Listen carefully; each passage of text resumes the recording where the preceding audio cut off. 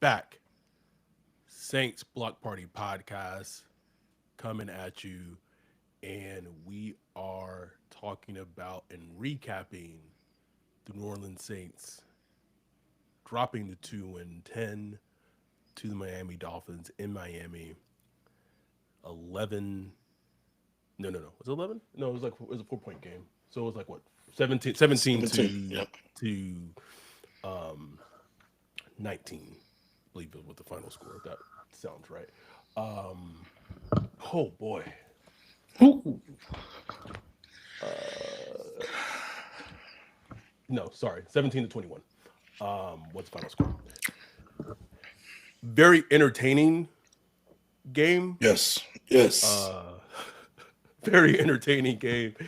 And if we know this team isn't good, Adam here joined by my dude Wolf, aka Ryan, and we are presented by Precious Works LLC. We know this team isn't good. They're one of the worst teams in the NFL. But at least like today was an entertaining game. It wasn't like the Falcons as awful as that game was. And as of right now, and obviously that's probably going to change depending on what happens in the Giants and Patriots game against Monday Night Football. But as of right now, the Saints are picking number two overall. Root for the Giants tomorrow night. Root for the Giants to win tomorrow night. Because we lost to the Giants earlier this year. They have the strength of schedule advantage, so we need them to win as many games as possible. So Need it. root for the Giants. Need it. Uh, I'll continually say this, and I know that the Miami Dolphins put up 21 points in this game, but um, I still contend that Brandon Staley and his unit has been the most consistent and best unit overall for the season. Uh, and you said it in our preview pod, like Tua was going to do some Tua shit and keep the Saints in the game. And good lord, Good Lord. was that not extremely accurate, on point. On point, bro. Because Tua, oh my God. Oh, that's a A, frustrating dude to watch. Even a, as ma- I'm not even a fan, I was frustrated. Like, damn. a maddening quarterback and player to watch. But the first half really like it really felt like the same Saints offense was out there. They had 9 plays at one point, had not gotten a first down, like 64 yards. It was just awful that first half. Awful. It was awful. Ooh. Um, I started thinking, like, is Kellen gonna make it this year? Like, it will it was be the bad. this is bad, bro. Coming off again where you only put up 3 points last year as an offense. Last week, I mean, against the Falcons. It's like, man, this is bad. That first half was terrible. And I feel like Shuck had a game where it's very reminiscent of games that rookie quarterbacks play. 100%. He had some plays where some of them he took some coverage sacks, like there was just nothing down the field open. There's other plays where he started doing the thing where he did last week, where he felt that there was going to be pressure, but then there wasn't. But then he like starts scrambling towards like the side, and then he ends up getting sacked. It was a very up and down game from him, but you saw some plays where him and Devon Bailey. This was the Devon Bailey game. Ooh. Uh, like looking like the player that you want to look like that you gave up a fourth round pick for. Had a sensational game, like an absolutely sensational game. And I don't know. I know you had went to pick up Bree from work, but that second touchdown he caught, where it looked Yeah, like I Shuck saw was it. doing a throwaway, but like the cool, like that's Man, the that stuff like where you like, ooh, that's the fun. Like that's the and fun. was that the play I was watching while driving? It looked like the Saints had like made the call, like they was about to snap the ball and got the defense to force to commit to like show their blitz, Yeah, and then Chuck like changed protection or something like that. And then he went for the play. I don't know if that was a touchdown, but it was like around that area. very impressive. Like that was impressive. Like you get them to show where they're blitzing from. You identify the protection so the offensive line can adjust, and then boom, you make that throw. You put it high and up away for Valet to go down there and just like kind of make a diving catch to go and get it, keep his foot in down. Valet was dogging it. I don't know what Dog, they bro. told him in the half, like at halftime. I don't know what happened. Dog, bro. But that boy, his first catch was after the half, and he just went crazy after that. Like contested catches, sideline catches, like balls that shouldn't even like be caught. I'm like, what? Where's this coming from? Like The Devon Bailey game, bro. like where was this like 4 weeks ago? You know what I'm saying? Like, damn. But I take it. He wasn't getting snaps 4 weeks ago. Yes. That's part of Well, there you the go. problem There you go. coaching, but what have you. The most impressive thing I think about Shough in this game is what you just spoke on, because he did that a couple of times, specifically in the second half, where he identified where the pressure was coming from. He changed protection, he slid protection, and a lot of this game they were getting ambushed by the blitz, and the Saints couldn't pick it up. It led to a forced fumble early in the game by Minkah Fitzpatrick, but fourth quarter, late third quarter, fourth quarter, it felt like Shough had gotten a read on what Anthony Weaver, the defensive coordinator of the Dolphins, was trying to do, and was very good at doing things that allowed him to have time. Now, not each time that there was a time where in the fourth quarter he did that. He changed protection, and what have you, and then like they picked up the blitz, and then there was like nothing open. Like he just had to throw it away. That is impressive. But he also had the other things with Shough where he had the forced fumble. He threw a very bad interception. I know Olave slipped, but it was still like a bad throw because he was covered from the inside and out. And he threw that interception that led to 2 points for the Dolphins on that 2 point conversion. So those are just the waves that you get as a rookie quarterback. And that's also Shough. Like Yes, Brian, Agitator Brian has said it multiple times. Very high variance player. Like it's just he will give you some like great highs, and he will have those low moments. I think that's part of his DNA. Your hope is that you could accentuate those highs and find like a middle ground in between there, and the lows don't come as much. But like you said, man, it was like a quintessential rookie game. If you would have watched Drake May last year with the Patriots, not saying Shough is going to be Drake May, not saying that, just saying that type of game where your team is bad, you're trying to win the game, you're making some mistakes, you don't know everything that's going on. So it was that type of game. It was the type of game, especially in the second half, that I wanted to see because one, I wanted this L. I wanted this L. Needed it badly. Needed this L. But it's that fine balance because I also want Shough to look good. And that first half, I was just getting a little nervous. I was like, oh, then we might be looking at Dante Moore, Fernando Mendoza, nigga. Damn. But then, he turned it around. And that's just a rookie.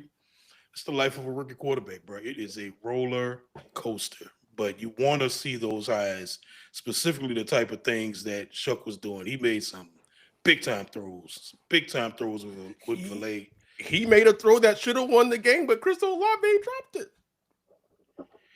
I saw that, man. I'm sitting there on the interstate, and I got to look at that throw again because it looked like it hit Olave right here. He should have caught it, bro. And it was a wicked throw, like a wicked throw, man. But me and Kevin were in the Zoom like.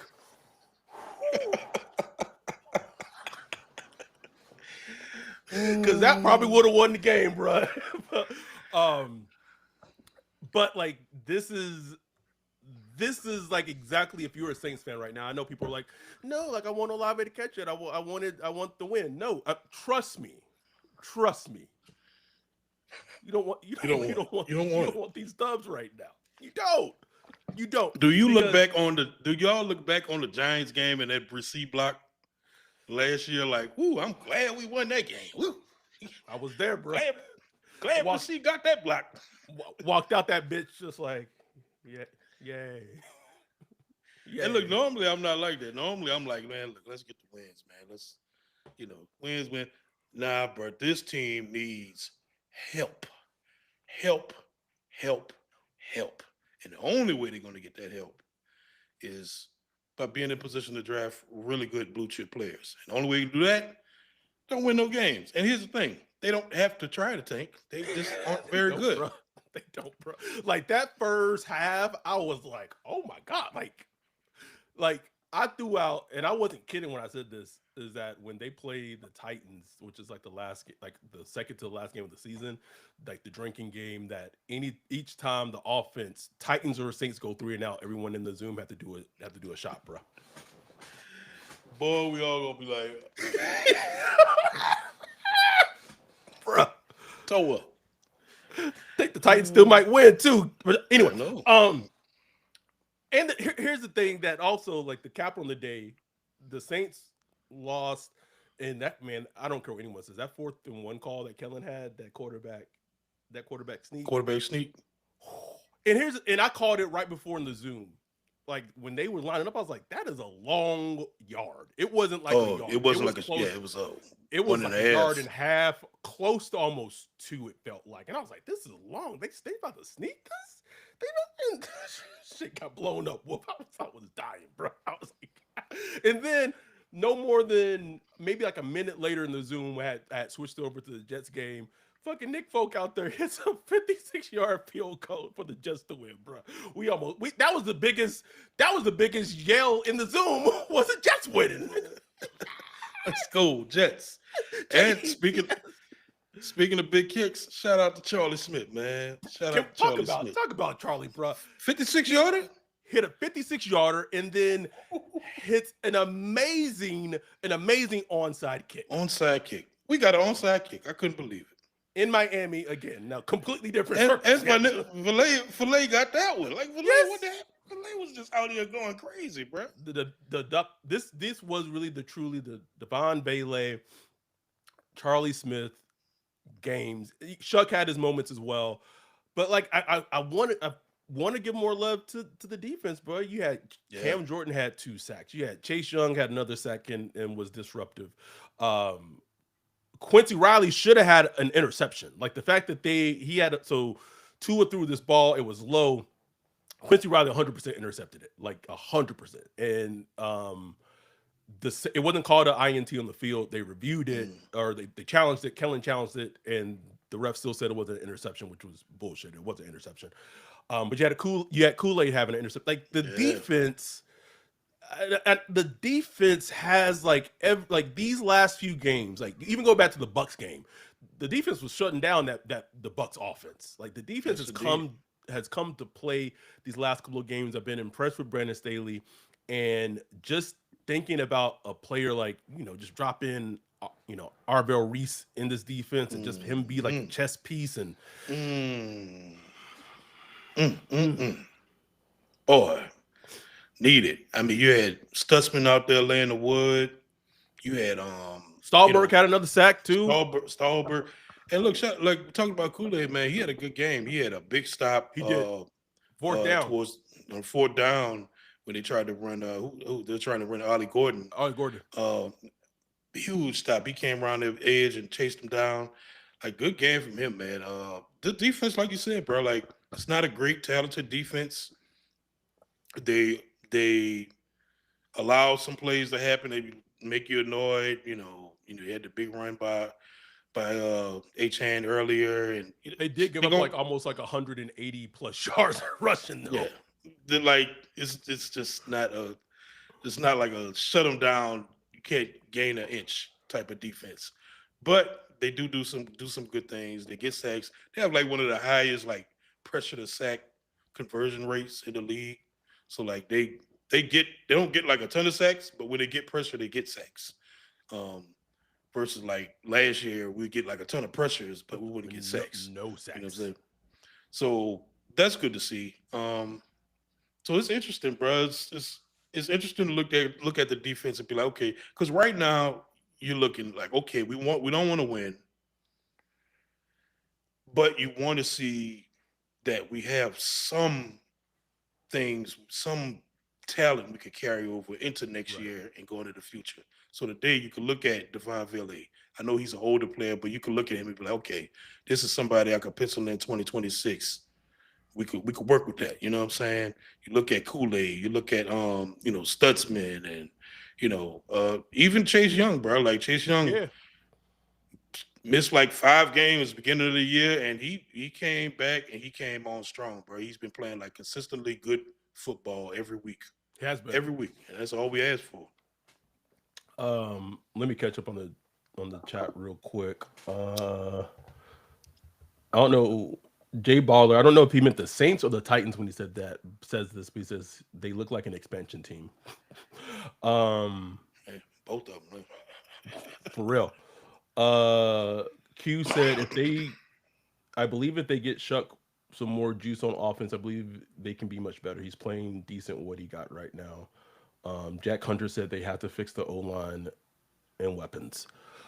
Oh Lord, that damn old line. I swear, bro. Like, okay, the interior of the line not good. Get that, but I'm telling you, there are some schematic changes they can make in the way they block if they add some like talented like tight ends. And there's some schematic things they could do that could help their blocking game. You know, they still need to address guard. Yes, that just there's no way around it. Do that late. Just figure that out another way. Like I don't know, sign somebody in free agency, get somebody in the fourth or fifth round, trade for somebody on a late pick. I don't know, but please no like day one, day two picks on offensive line. I Please, I I can't I do it. would I would slit my wrist, Wolf. Please, I can't do it. But he right though, So man. Like, yeah. go ahead. Oh, someone in the chat said they tried to have Bailey block ended terrible. Yeah, that was the Minka Oh man, Fitzpatrick.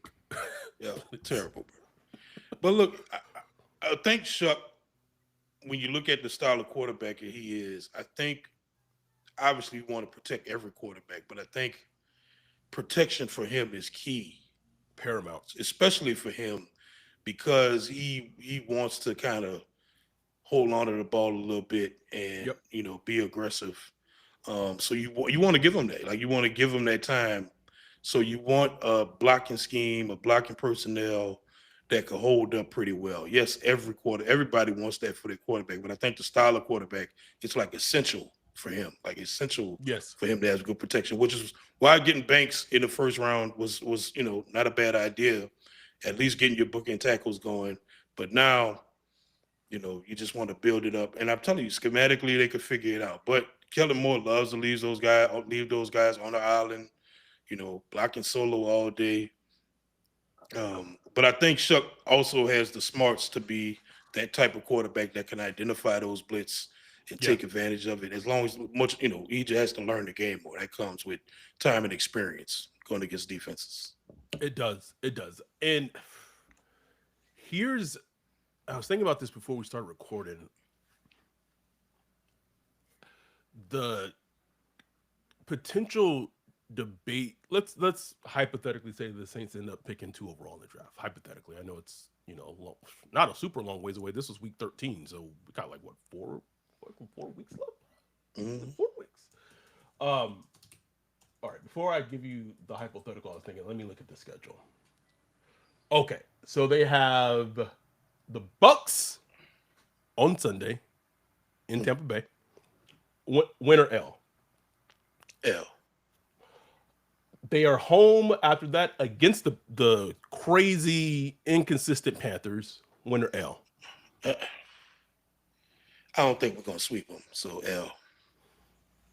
Then after that they have the Jets in New Orleans before Christmas. Ooh, man, I don't know how to predict that one, bro.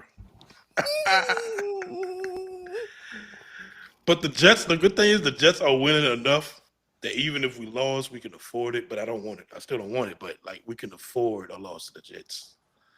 But I don't want it. Win, Don't want it. winner loss. I'm gonna say loss. Okay. Then second to last game of the season, Titans against the Titans in Tennessee. Now that's the tough one right there. I'm gonna say dub. I'm gonna say that we get a dub on that one. Because I think the Titans at that point will be like, look, we ain't letting go of this first round pick, this first overall pick. Fair. We securing that motherfucker. And then they end the season against the Falcons in Atlanta. Winner L. That's a L. That's a L. Okay. So they have 5 games left. You're predicting them to win one more game, which would be 3 and 14. 14. Yeah. Good God. And Which still got a job. insane, nigga. Which should honestly, that's also conversations like if Kellen should have a shot. Anyway, which should put them top 3, right? At least picking second or third overall. Okay. The thing I was thinking about earlier, before we start recording, is like, let's say they finish with the second overall pick in the draft.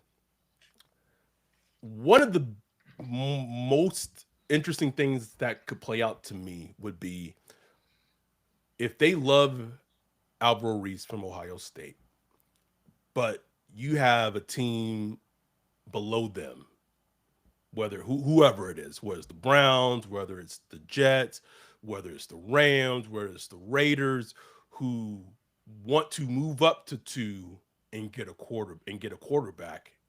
Ooh. And then wherever let's say you move down, right, to 4 or 5, that's probably going to take you, or 6. That's probably going to take you out of Alvaro Reese range. You be in Caleb Downs range, I would probably say. But let's say in doing so, you pick up an additional 2027 first round pick and some, some. Whoo, that's going to come down to what is your grade on Reese versus potentially being able to get a future first round pick next year when you still desperately need players and you need talent in a much better draft class next year, nigga. Especially a first round pick from, say, the Raiders or the Jets. That could be another high pick. You know what I'm saying? Nigga, you could double up on like saying and Jeremiah Smith in the same, like. But man, passing up Arvell, bro. I know, bro. It was on my mind. I was thinking about it. I would hate that. I would hate to have to make that decision. I'll give you another one. Let's say the Rams want to give you Atlanta's pick and their pick in this year's draft to move up. So you'd have 2 first round picks. You'd have a top 10 pick and a pick in the late 30s. Ooh, then you can go and get maybe a Cardinal Tate or get Chris Bell. Damn, and Caleb. That's good team building. The Chris Downs thing is interesting because you don't know where his range is like between 4 and 15. Like you just don't know how the league is going to attack him, even though he's an elite player. You just don't know how the league is going to really go. You know, I think he's going to go pretty early though. I think he's going to go like top 8 at least. But it's like I don't know, man. I don't know. It's and tough. so and Wesley in the chat said, "My worry is the Titans take Reese." I just don't think they drafted the quarterback first last year. The offensive line is like, I don't know, bro. Like, I don't know. I think they're definitely selling that pick. Like they are putting a for sale sign on that pick to the highest bidder because they need players, and I'm sure they don't want to take like offensive lineman number 1 overall or something like that, you know. So it's gonna be so interesting, bro. Once all the dust settles to see who's picking where and when, it's gonna be huge, bro. Because we know the Jets and the Browns are the two teams that really need a quarterback. We'll see how it shake out with Shough with the Browns because maybe I don't know, maybe they might punt. Who knows? You really don't know. But those two and the Rams. But even them, you know, Stafford's playing lights out. They may want to, but they got the ammo to move up. So those are the teams you got to look at and be like, okay, who has the ammo? And don't forget the Raiders too, because they ass, bro. Like I'm telling you, bro. If the Raiders just trying to move up to 2, if the Saints had the second overall pick and they was offering a 2027 first round pick, bro, Oh, bro, you got to get that. I got to take that, bro. That might be number one overall. Nigga, I got to take that, bro. Got to take that. Got to take that, bro. For real. Like this part to me is like the exciting part. Like it's fun watching the games and shit, but like how things move forward in terms of how they build their team is exciting. It's exciting. My wife Bree just don't get. She's like, why you want them to lose? Like, it's just the team building aspect of it that that I enjoy right now. Because the games, you can only get so much out of the games right now. So give me the team building stuff. I want to see how you can go from ass to good. Like, how do you make that happen? It's gonna take a lot of help. Let's take our first break right here. We'll come back and talk about more of the Saints drop into 2-10 against the Dolphins in Miami. We'll be right back after this break. Yo, what up, Wolf? What are you looking at? Man, I'm checking out this website. This site is cheeks, bro. In 2025? How do you have a crappy website? Couldn't be me. They need to hit up our guy Bijan with Precious Works. Precious Works offers to not only build you a website that's tailored to you and your customers' needs, but also to continue to manage and maintain it so you can focus on your business. Don't have much time? Precious Works is just what you need. No out-of-the-box stuff like Squarespace or Wix. Precious Works will create a site for you. You won't have to worry about plugin updates, security, or things like that because Precious Works will maintain all of that and be available to you 24/7. Bijan set up Saints Block Party podcast website for us a few years ago and hit it out the park. He also keeps it up to date and helps us anytime we want to add something new like a form or prospect matching tool that we did for the NFL draft. It's like having your own personal developer just a text or a call away. Precious Works has worked with everyone from small businesses to large firms, so no job is too big or too small. If you're in the need of a website or you currently have one, but you want to upgrade it, give Bijan a holler at Precious Works. You can get with him at Bijan at Precious Works, BIJON at precious.works, or go to precious.works for his website. Make sure to tell him Saints Block Party sent you. We are back. Jack Hunter said we really need the extra pick, so hopefully Mickey figures it out. Yeah, that's the thing that worries fucking me. Why you had to mention that name? I know, bro. It just makes me sick, bro.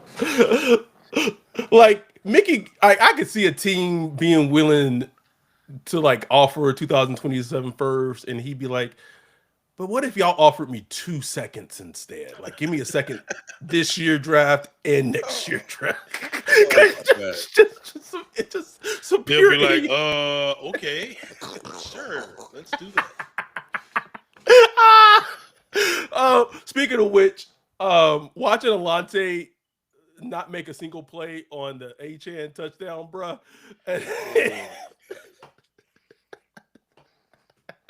I was like, oh, we could really use that fourth.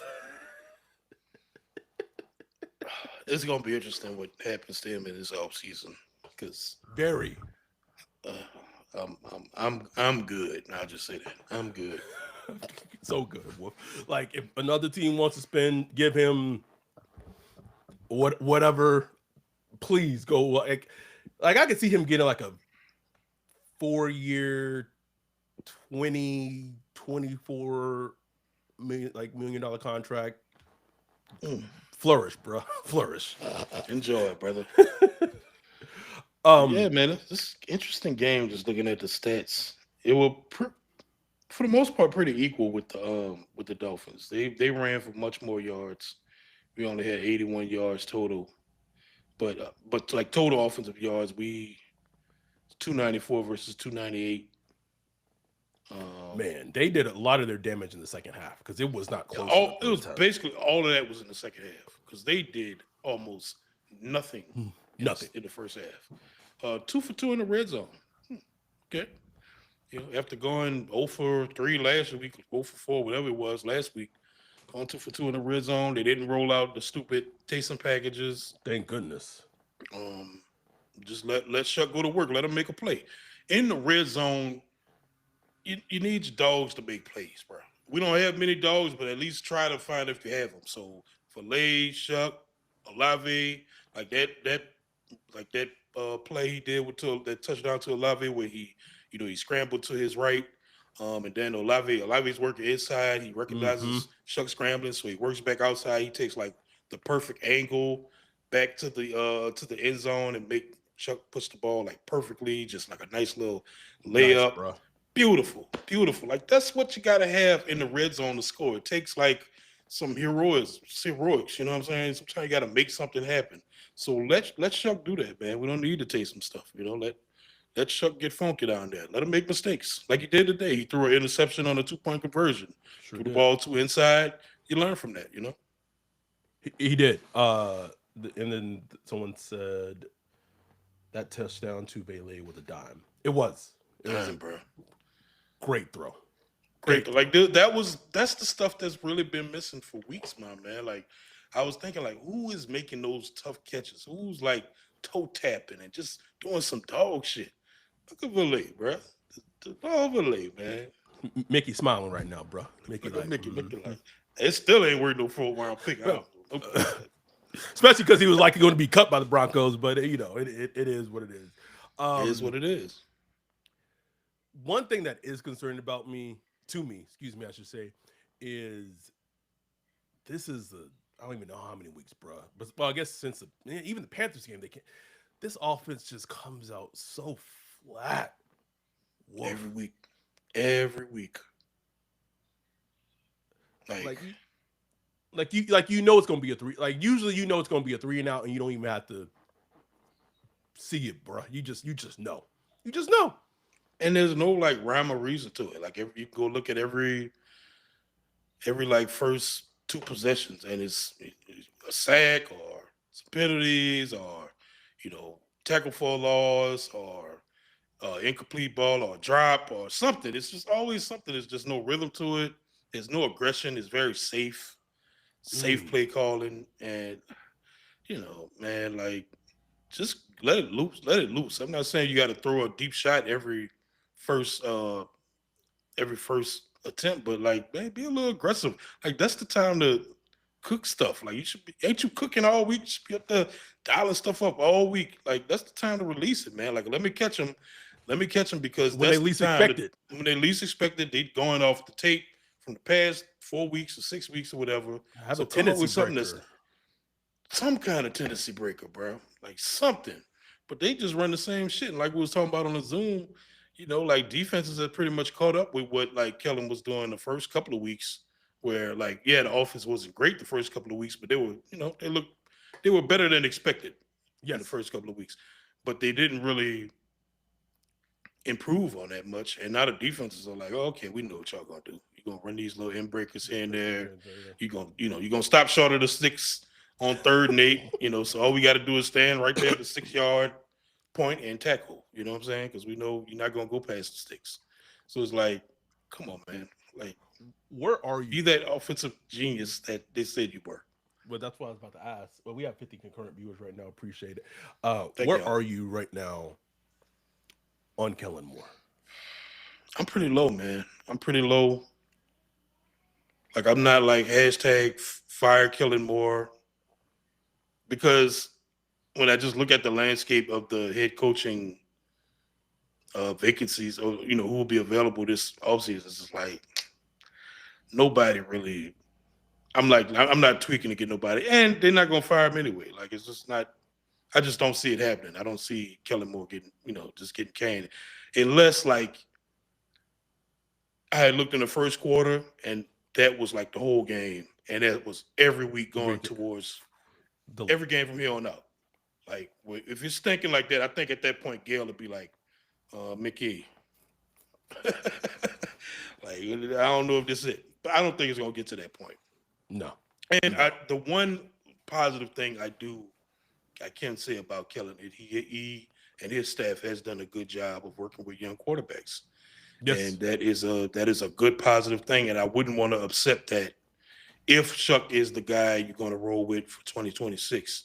I wouldn't want to bring in I wouldn't mind bringing in some new offensive like brain trust, but you Right. want at least the head guy to have his stuff still in place. So I'm like I'm not a believer in Kellen Moore. I don't think he's like the future. But I think he's the coach for at least like another year. That said, and you brought up the work him and Doug Nussmeier and Scott Tolzien has done with the young quarterbacks. Not saying that they would do this because I don't think they're in this mindset right now. I think very much they're, and I've said this on the pod before.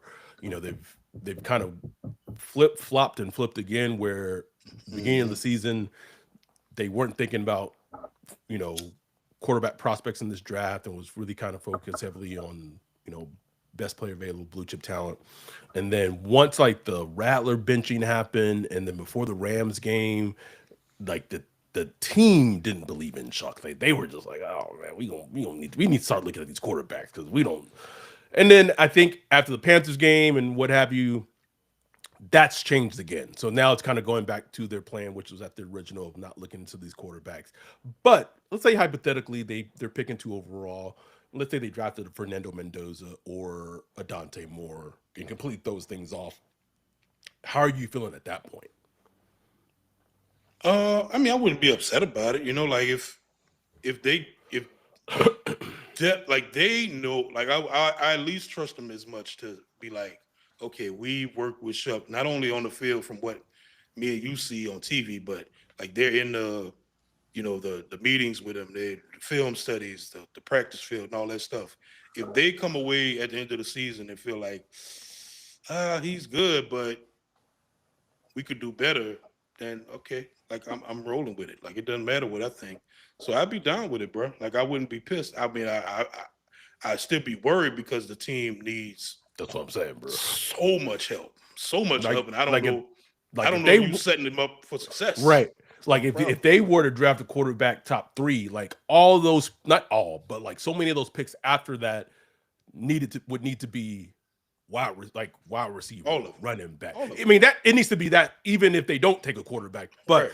especially if they took a rookie quarterback, like you have to help whoever it is. If it's Shuck, if it's Especially Moore, if it's these rookie Mendoza, quarterbacks too. yes, yes, because Because they're you like, not they yeah, different, bro. they different. Like, and they're good. Like, don't get me wrong, they're good players, but like, they aren't like transcendent talents. There you go. Like, just super athletic, super big arm. Like these aren't like those guys. These are guys you're going to want to build around and like support them. You want to do that with every quarterback, obviously, but some quarterbacks need it more than others. And I think Mendoza, for example, would fit more into that Yes, structure of like yes. a golf or Kirk Cousins or whatever, just in that family of quarterbacks. You know what I'm saying? So you want to surround them with talent. But if, like I said, if they went that route, I like, bro, like until you figure that quarterback position out, you got to keep trying, bro. You I got to got keep you. trying. But this team, the talent deficiency is it's Whoo, stark, bro. It's just stark, start. man. Someone, AKA the scientist said, whatever we do, we got to establish the run game next season. I mean, Ooh. I think part of that is Kellen Moore's Yes. scheme and lack of physicality. That's if you, it's just not interesting to me, but it's just so obvious. If you look at a team like the Saints and how they approach this offseason regarding the run game, and you look at the Bears and how they Exactly. approached the offseason regarding the running game, it's night and day difference. Some of Night it and is day, bro. scheme. Some of it is just scheme. Cool, got that. But some of it is just a physicality principle built in from day one, saying we're going to be a fucking physical team. We're going to go out and we're going to bully these teams, and that's going to be the identity of our football team. And you have to have Bro, that belief, and you have you to got have, to. and that has to be mentality going in OTAs, going into training camp. When with the Bears, they ran like 180 plus yards against the the Eagles on Friday. Mm. So, and Ben Johnson, the Ben Johnson effect. That Bears training camp was hard, bro. It was hard on them. You can't go out there and have it go being doing 7-on-7s and doing these light practices, and then you week one against the Cardinals, and you think you're just gonna have a good dominant run game in the NFL. That's not how it works. Don't work like that. And that was on my radar the whole Kellen off season. Like you could say you want to run the ball, like yeah, we want to be a physical run game. You have to learn how to teach that. You have to learn how to instill that from day one. And I just never got that from him. That he was really doing what you needed to do to instill that. Like I was watching, I don't remember what game it was. It could have been a game against us, against the Bears. But one of the sideline reporters or something was saying that like Ben Johnson likes to stand on the sideline and literally look at his offensive line versus the D line and see who's getting the push. Like you Mm, could just see who is winning that physical domination as a unit.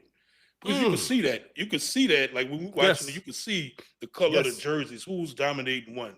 And you watch the Saints, it's like the defensive line just like gets on the other side of the offensive line So, immediately. so, It's like so quick, bro.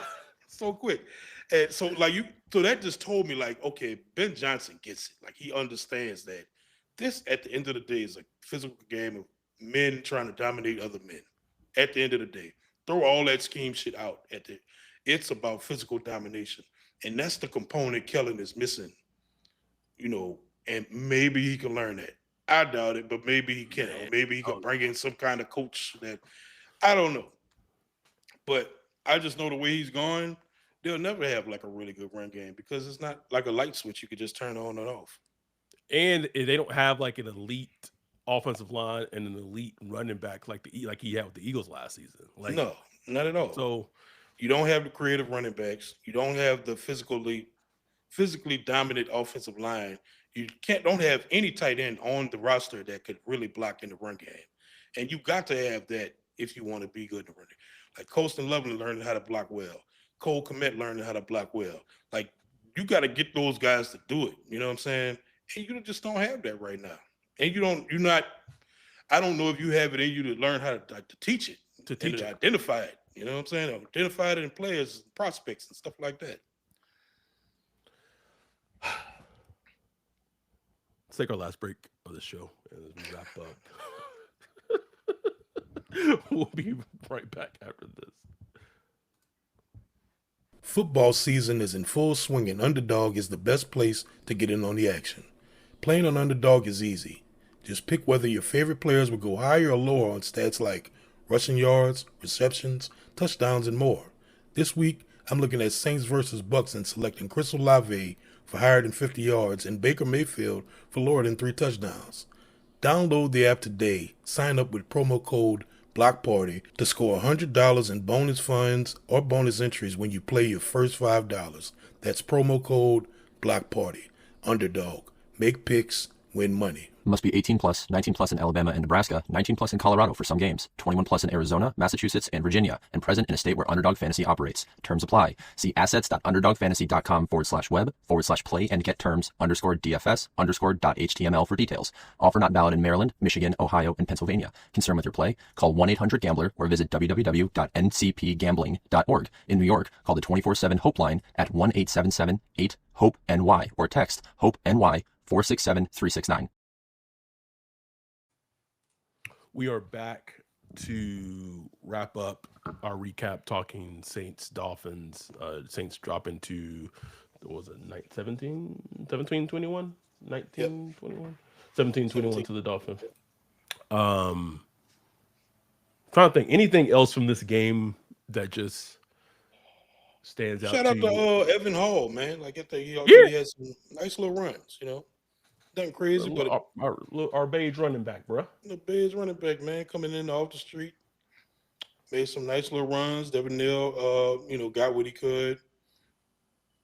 Made some nice little moves out there once he gets out into the open field. Uh, so good looking on them. Uh, Even Jawan Johnson, Jawan had that one catch where he got physical and lowered his He did. shoulder and fought for the first down. And that was after I noticed that was after like the valet made like two big dominant physical catches. So I don't know if they had like a talk at halftime or whatever, or if they just got like a fire lit under them where they're like, man, look, we got to get more physical. But like seeing Jawan do that, I was like, oh, okay, Oh, okay. interesting. Uh, I won't play like that, huh? Mark asked, did Audric Estime play? No, he did not. He He was did. active. He was active, but no, he did not play. Hog got the. I mean, he estimate been on the team longer than Hog, but Hog got the nod. So, I don't know either.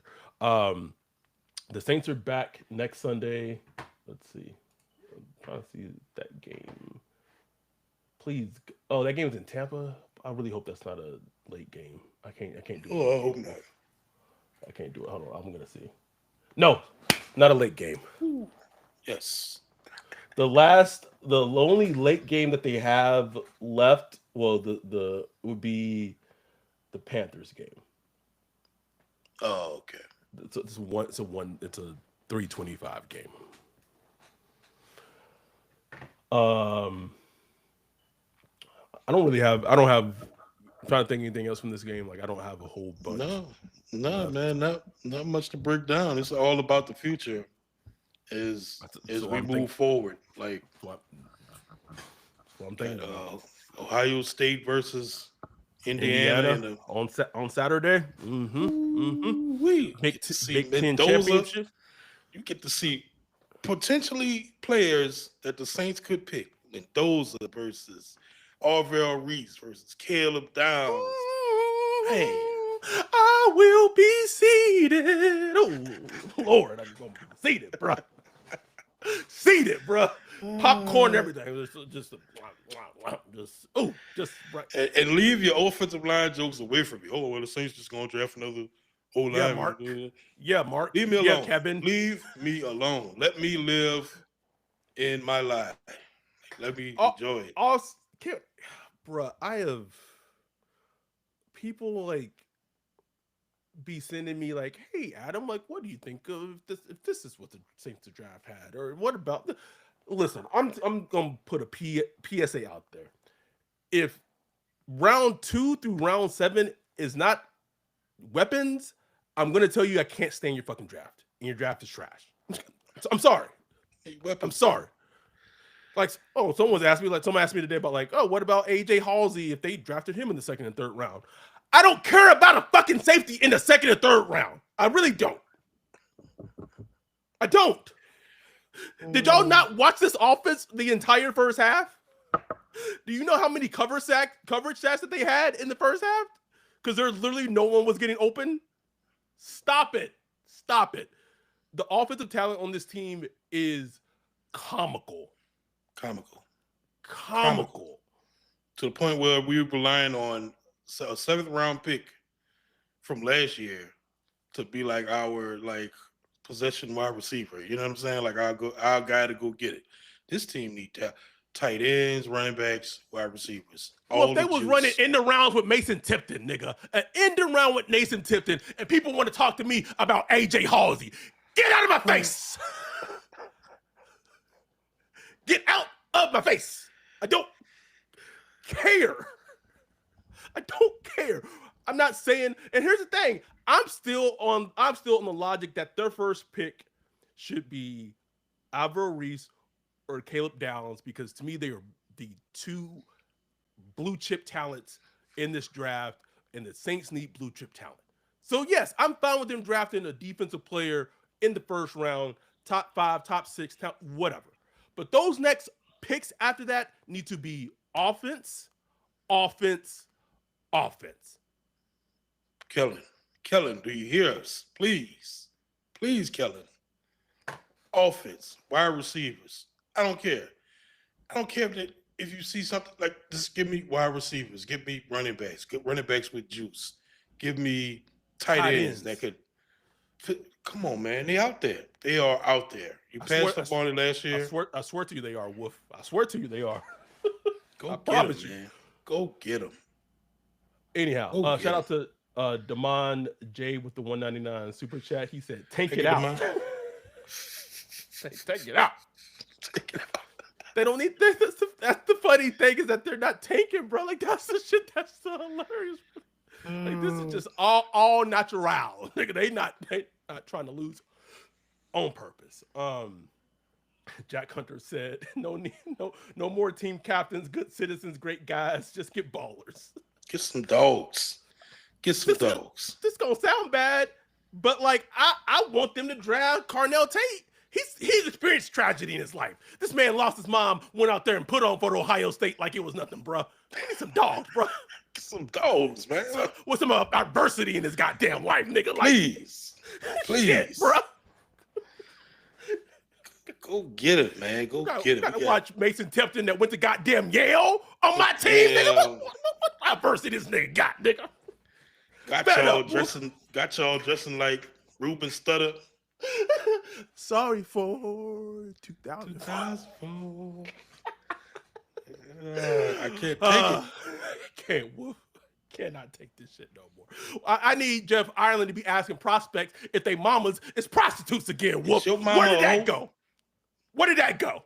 Come back to me, Jeff. Shit, nigga. Tired of these fucking good guys in this goddamn draft, bro. Need some dogs, bro. Every time I see Ohio State 8, bro, I know a dog when I see one, bro. Ooh, dog. But y'all gonna work out. Y'all gonna work out Tucker. Goddamn creep, a creep. I don't want no creeps. Dogs. The dogs, bro. The difference, bro. This is where we are with our team right now. Anyway. We appreciate y'all. We love y'all. We'll be back this upcoming week, which is crazy because it's going to be like the start of December, which is fucking wild. This year, unbelievable. What's going on? Just want to give some love to you. I know, with you and your family experiencing a loss, so, thanks, appreciate man. you, bro. Appreciate it. Love you. Jack said we need some savages. Yes.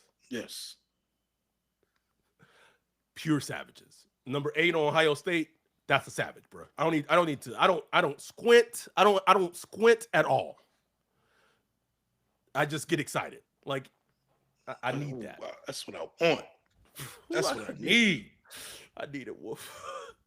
That man different, bro. He made 2 plays back to back on Saturday. I leap from my couch, nigga. I said, oh my God. Oh my God. What? Could it be us? And then you drop him in there, everything just starts to make sense. Then Chase Young makes a little more sense. Then, big creep. Maybe you could move him for a pick or something. You know what I'm saying? Like everything just starts to fall into place. Then you could go get your defensive tackle down the line somewhere. Like how crazy is it that like Cam Jordan may play it next season because he's been playing so. I'm saying it, bro. That boy ain't gonna retire, man. He gonna finish probably with like 8.5, 9 sacks, and he gonna look at that and be like, shit. I can go one more. I got one left in me. Cam has outplayed Big Creep this season. Ain't that crazy? Creep, what's happening, bro? Like, come back to me. I ain't seen you in weeks. Yannick said even Pete Warner will make sense. Hey, whoa. Whoa. Calm the fuck down, bro. Shit. Calm down, bro. Q asked, would it hurt if Reese had dared to be picked and Mickey drafts a QB? I would go to airline and flip over everything. It would hurt, but like it would hurt. But the Saints drafting a quarterback top 3 though? It would move the timeline. Like, okay, like we back here again. So it's like kind of starting this year all over again, kind of. Yes. Yes. And it just, I don't know, man. Like I keep thinking, okay, let's say you flip out Tyler Shough, you throw a Fernando Mendoza, you throw a Dante Moore in there. It don't really fucking matter. Like if you're not equipping them with weapons and this shit, like it looks like stylistically, I don't think it looks drastically that different. I really don't. It really doesn't. It really won't, bro. It really won't.